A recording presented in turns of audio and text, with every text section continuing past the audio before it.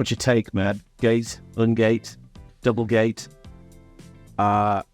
So it's got to be right for your business.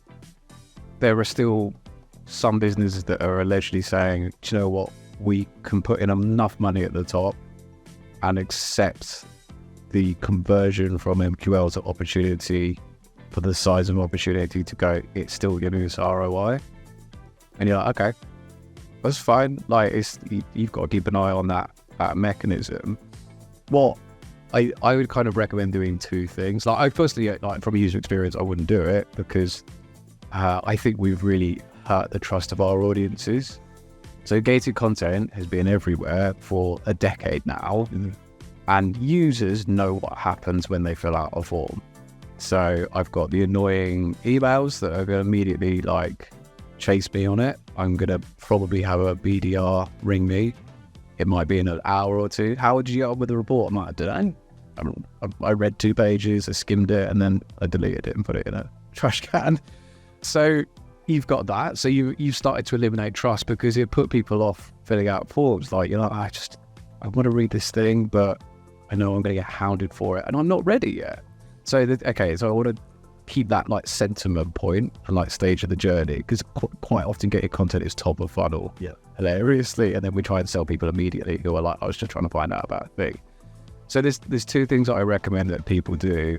One is look at all the sources of people that have filled out gated content and how many of them go to opportunity at the moment. That is the biggest metric to look at. How many of them are not MQL, not SQL, like how many of them are getting quoted, and what is the size of the prize at the bottom of it.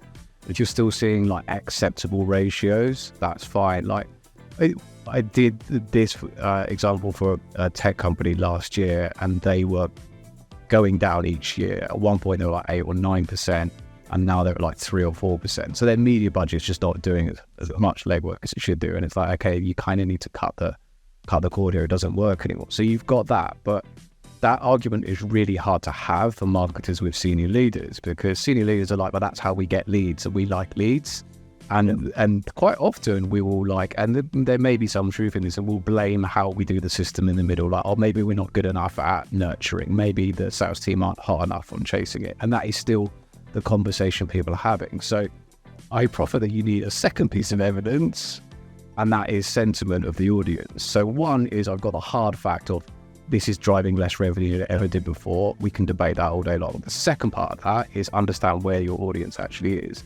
So I would get, I know this sounds like a plug again, but I would get feedback from your audience who are reading gated content and just ask them very simple things like, where are you in your journey? Are you researching?